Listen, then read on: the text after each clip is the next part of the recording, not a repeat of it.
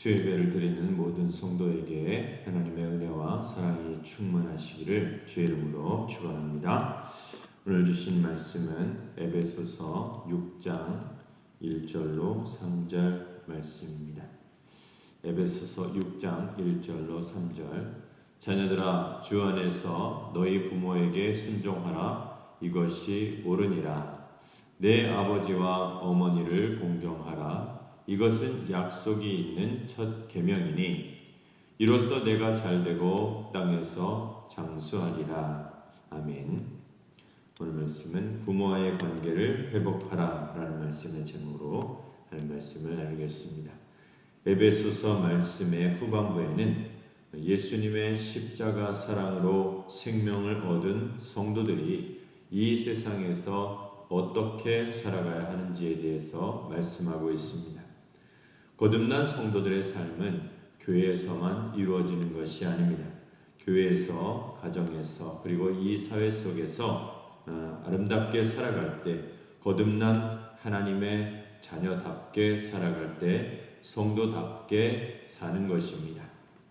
그러기 위해서 에베소서 5장 마지막 부분에는 부부와의 관계에 대해서 말씀하고 있습니다. 그리고 6장 초반부에 부모와의 관계, 그리고 부모와 자녀와의 관계에 대해서, 그리고 또한 이 사회 속에서 그리스도인들이 어떻게 살아가야 하는지에 대해서 말씀하고 있습니다.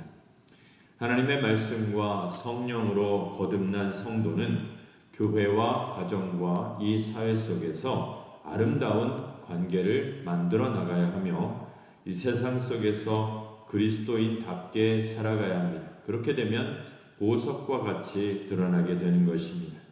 이 세상에서 하나님 나라의 축복을 드러내는 보석과 같은 신앙인들이 다 되시기를 주의 이름으로 축원합니다.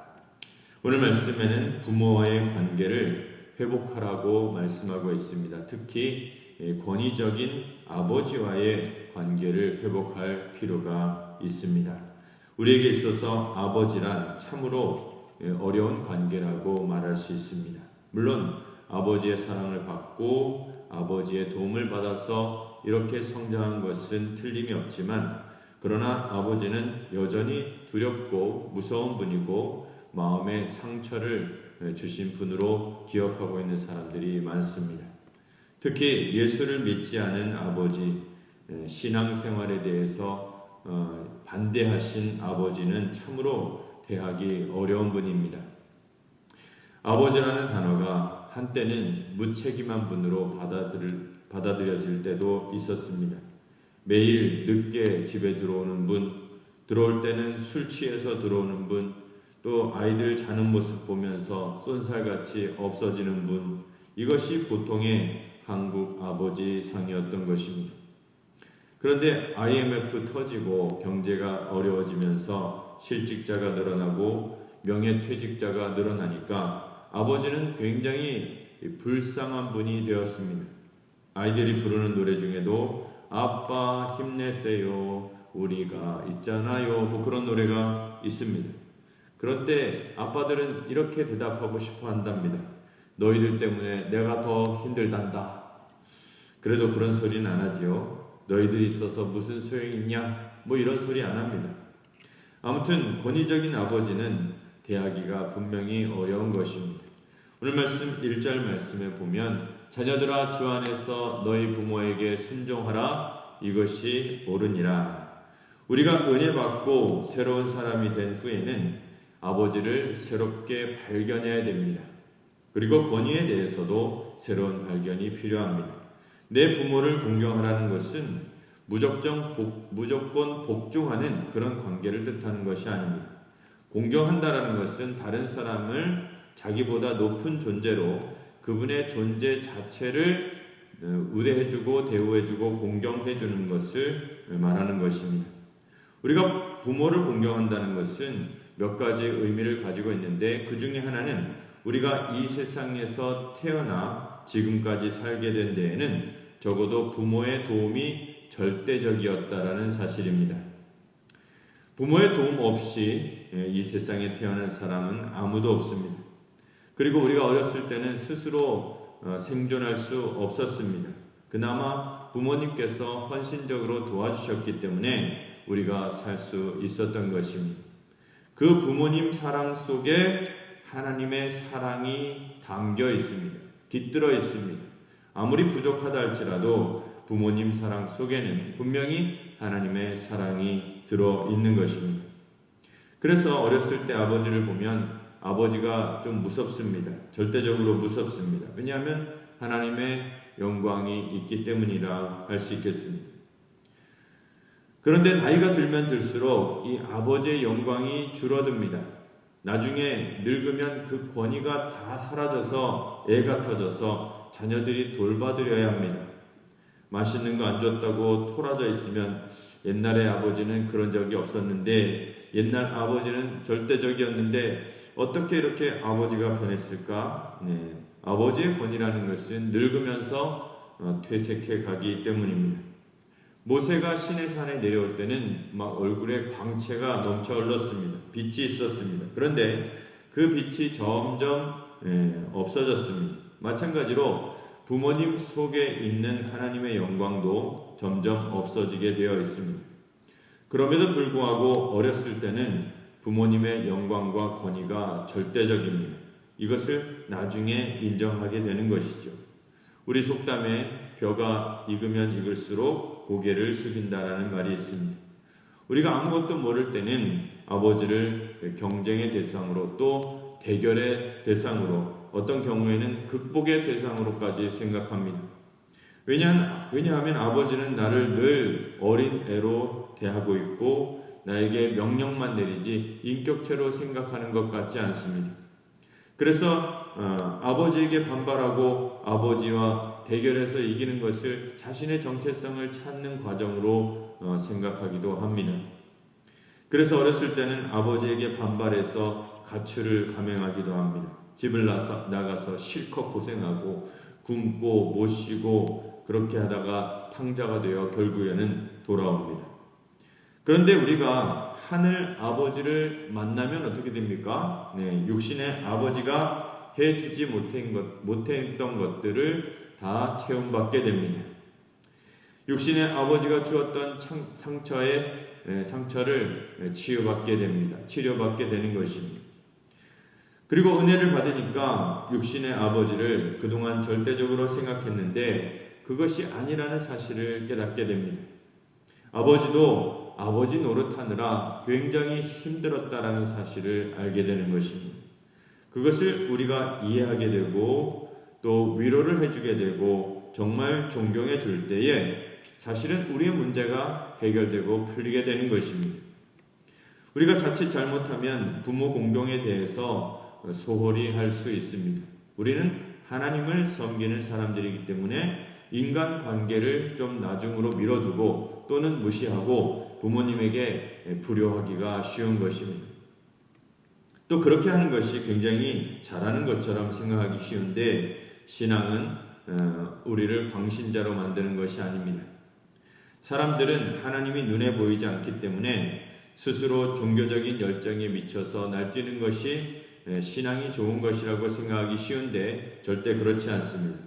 신앙이 굉장히 뜨거운 분들이 가끔 질문합니다. 우리가 하나님께 순종해야 할까요? 아니면 목사인 당신에게 순종해야 할까요? 굉장히 도전적인 말이죠. 그런데 하나님께서는 사람에게 순종함으로 하나님께 순종하도록 만들어 놓으셨습니다. 이것이 기독교의 굉장히 놀라운 묘미입니다. 열정에 미쳐서 날뛰는 것이 기질의 문제지 진정한 신앙의 문제는 아닌 것입니다. 신앙이 좋아진다는 것은 분별력이 있는 것이고 현실적인 것이고 예의가 있는 것이고 부모를 부모로 알고 공경하는 아주 자연스러운 모습이 되는 것을 성경은 부인하지 않습니다. 많은 사람들은 신앙이 깊은 것을 오해하는데 예를 들어 못 알아듣는 소리를 하고 크게 기도하고 기절하고 황홀경에 빠지는 것이 또 깊은 신앙이라 생각하기 쉬운데 그렇지 않습니다. 신앙이 깊어지면 깊어질수록 신앙인은 더 정상적인 생활을 하게 되는 것입니다. 더 이해심이 깊어지고 더 겸손해지고 더 사리 분별을 갖춘 사람이 되는 것입니다. 이런 사람이 좋은 신앙을 가진 사람입니다. 그래서 부모를 공경하는 것은 당연한 일입니다. 부모를 무시하는 것은 좋은 영성이 아닌 것입니다. 진정한 영성은 부모님을 공경합니다. 부모님의 말씀에 순종합니다. 진정한 영성을 가진 사람은 부모님을 이해하려고 애를 씁니다. 공경하려고 애를 씁니다. 어떤 사람은 신앙생활 한다고 해서 신앙이 깊어졌다 해서 가족도 돌보지 않고 자기 혼자 돌아다니는데 그런 것은 신앙이 깊어진 것이 아닙니다. 우리가 하나님을 제대로 알면 알수록 더 어른의 필요를 깨닫게 됩니다. 왜냐하면 우리는 다 죄인이고 우리 마음속에 이 죄성이 자리 잡고 있습니다. 그래서 누군가 나를 가르쳐주고 나를 지도해 줘야 할 사람이 있는 것이 있다면 굉장히 든든해집니다. 내가 잘못한 길을 바로잡아 줄 수 있는 그런 사람이 필요한 것입니다. 어른이 되면 참 좋을 것 같죠? 야단치는 사람도 없고 모든 것을 자기가 혼자 결정할 수 있을 것 같으니까 어른이 되는 것은 참 좋아 보입니다. 그러나 어른이 되는 것이 나쁜 점이 있습니다. 잘못했을 때 야단치는 사람이 없습니다.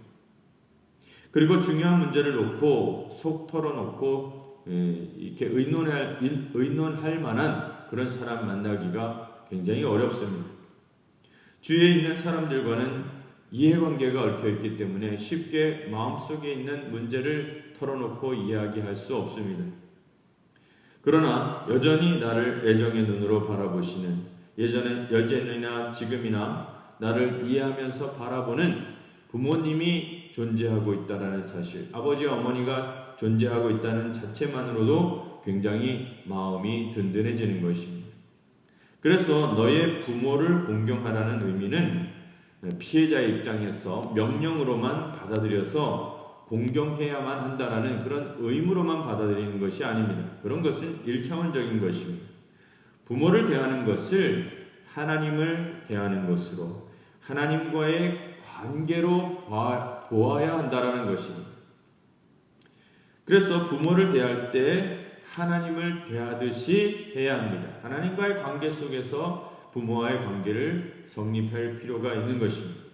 왜냐하면 아버지 안에 하나님의 형상이 있습니다. 부모 안에 하나님의 형상이 있습니다. 하나님의 뜻이 있습니다. 조금은 있습니다. 그리고 우리에게는 아버지와 어머니가 아직도 필요합니다. 우리는 아직도 부족한 것이 많습니다. 우리가 어른이라 하지만 여전히 우리는 도움이 필요합니다. 누군가 바로잡아주고 야단쳐주고 책망해줘서 바르게 걸어가야 할 길이 있다는 것을 알려줄 필요가 있습니다. 그래서 에베소서 말씀에 너희 부모를 주 안에서 공경하라 이렇게 말하고 있는 것입니다. 참 성경은 균형이 잡혀 있습니다. 이 말은 부모의 말씀이 전부 하나님의 뜻이다, 절대적인 하나님의 말씀이다, 그런 뜻은 아닙니다. 부모님이 때때로 하나님의 뜻을 대변해 줄 때도 있지만 어떤 때는 아닐 때도 있습니다. 전혀 아닐 때도 있습니다. 이것을 분별해야 됩니다. 어렸을 때 부모님이 하신 말씀은 거의 하나님의 뜻이라고 보면 됩니다. 일찍 들어와라, 하나님의 뜻이죠. 애들이 밤늦게 돌아다니는 것은 마귀의 뜻입니다. 나쁜 친구와 사귀지 말라, 하나님의 뜻이죠. 거기에 무슨 토론의 여지가, 반발의 여지가 있을 수 없습니다. 그런데 여기 이 주전자에 술 받아와라, 그때부터 이제 문제가 생기기 시작합니다. 그런데 성인이 되어가면서 아버지의 말씀은 점점 하나님의 뜻과 멀어지기 시작하는 것입니다. 어떤 부모님은 자식이 잘 되는 것을 바라고 있는데 자식이 갑자기 선교사로 간다고 하면 절대적으로 반대를 합니다. 또 목회의 길을 간다 그러면 막 반대합니다. 이럴 때 굉장히 힘들어집니다. 이건 좀 어려운 예이긴 하지만 참 그런 상황이 벌어지면 갈등을 겪을 수밖에 없는 것이죠. 어릴 때는 부모님의 말씀에 그냥 순종하면 되었는데 성인이 됐을 때는 문제가 되기 시작합니다. 특히 결혼을 하려는데 사주가 맞지 않는다 그러면서 끝까지 반대하는 분이 계십니다. 학벌이 맞지 않고 집안 수준이 너무 맞지 않는다 그러면서 반대하는 분들이 계십니다. 물론 부모님들은 자기 자식이 잘 되기만을 바랍니다. 그래서 그런 행동이 자식 사랑으로부터 기인한다는 사실쯤은 어느 정도 이해할 수 있습니다. 그런데 하나님께서는 우리를 이 고난의 프로그램에 집어넣고 우리를 연단시키고 훈련하실 때가 있는 것입니다. 그런 때에 불효자식이 됩니다. 하나님 우리를 고난의 프로그램에 넣어두어서 훈련시키고 연단시켜서 정금과 같이 변하게 하시는데, 그런데 반대로 부모는 그런 것을 보면서 너무 안타까워하고 실망하게 되는 것입니다. 부모는 자녀가 이 땅에서 잘 되기만을 바라고 있습니다. 그래서 빨리 결혼해서 빨리 애를 낳고 안정적인 생활을 하기를 원합니다. 그래서 청년기가 되면서 부모와의 갈등이 일어나고, 그래서 말 잘 듣던 자식이 불효자식으로 돌변하는 그런 일들이 벌어지는 것입니다. 그래서 많은 경우에 자녀들은 권위적인 아버지에게 상처를 받아서 사회생활하는데 어려움을 겪고 결혼생활하는데도 어려움을 겪습니다. 그 이유는 아버지도 사람이기 때문에 완전치 못한 것입니다. 자녀들은 사랑을 먹고 큽니다. 그런데 그 사랑의 양이 부족할 때는 영적인 영양실조가 걸려서 결국 마음이 병들게 됩니다. 물론 아버지는 나쁜 분이 아닙니다. 아버지도 잘 모릅니다. 자녀를 어떻게 사랑해야 하는지 잘 모를 뿐입니다. 그런데 자녀들은 그런 방식의 상처를 받게 되는 것입니다. 그래서 기독교 상담에서는 아버지가 알코올 중독자일 때 자녀가 어른이 되어서도 정서적으로 매우 불안정하고 미성숙한 상태에 있다고 말합니다. 그래서 어른아이라는 용어를 사용하기도 합니다. 어떤 분은 아버지가 알코올 중독자인데 아버지와 완전히 마음을 닫았습니다. 그런데 나중에 하나님의 은혜를 받고서 비행기 타고 가서 아버지와 화해를 했습니다. 아버지와의 화해가 왜 필요했을까요? 자기 자신을 위해서 필요했던 것입니다. 자기 자신에게 상처를 준 아버지를 찾아가서 당당하게 아버지와 화해하고 아버지 사랑해요 이렇게 말할 수 있을 때 그 자신이 치료가 된 것입니다. 자기 자신이 완전히 치료된 증거가 바로 아버지와 화해하는 것입니다. 그래서 자기 자신을 위해서라도 권위적인 아버지와 화해할 필요가 있었던 것입니다. 아마 성장하면서 아버지에게 상처받지 않은 자식은 없을 것입니다. 예수님 빼고는 없을 것입니다. 육신의 아버지가 아무리 잘해주어도 상처를 받습니다.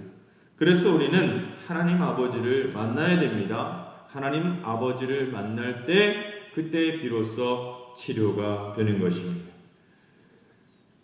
하나님께서는 부모를 공경하는 자에게 놀라운 약속을 주셨습니다. 2절에 3절 말씀을 보면 내 아버지와 어머니를 공경하라. 이것은 약속이 있는 첫 계명이니 이로써 내가 잘되고 땅에서 장수하리라. 다섯 번째 계명이죠. 내 부모를 공경하라. 그리하면 내가 내게 줄 땅에서 내 생명이 길리라.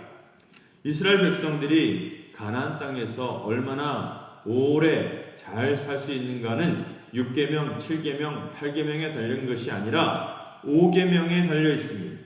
부모를 공경하는 데 가나안의 복을 누리는 그런 답이 담겨 있는 것입니다. 그렇다면 우리가 부모를 잘 공경하면 우리가 정말 복받고 오래 살 수 있을까요? 네, 오래 살 가망이 매우 높습니다. 효도하는 사람들이 오래 살 가망성이 많습니다. 그런데 우리가 부모를 공경할 때 권위적인 부모와 화해할 때 진정으로 그 사람 자체가 귀한 사람이 됩니다. 그 사람이 겸손의 미덕을 가진 사람인 것입니다. 그리고 자기 자신과 화해한 사람이고 자기 자신에 대해서 자신감을 가지고 있는 사람인 것입니다. 권위적인 사람을 만나서 당당하게 악수하고 이야기할 수 있는 사람은 진짜 그 사람이 내면의 문제가 해결되어 있고 그 내면이 치료된 사람이라 할 수 있습니다. 사람들은 그런 사람을 신뢰합니다. 저는 요즘 사람들이 연봉, 퇴직금 이런 것을 굉장히 높이 평가하는데 사실은 돈이 중요한 것이 아닙니다. 신뢰가 중요한 것입니다. 다른 사람이 나를 믿어주고 나를 신뢰해준다는 것은 연봉을 떠나서 더 중요한 것입니다. 굉장히 중요한 자산이라 할 수 있습니다.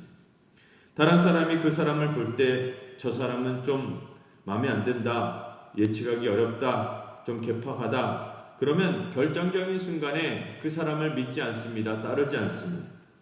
사회는 더 그렇습니다. 저 사람은 뭔가 감추고 있는 사람이고 뭔가 다른 생각을 가지고 예측하기 어려운 사람이라 판단하면 그 앞에서는 직책 때문에 따르는 척하지만 절대로 마음을 주지는 않는 것입니다. 그런 것이 사실 엄청난 손해입니다. 자기가 아무리 잘하고 일을 잘하고 똑똑하다 할지라도 남이 믿어주지 않는 이상 소용이 없습니다.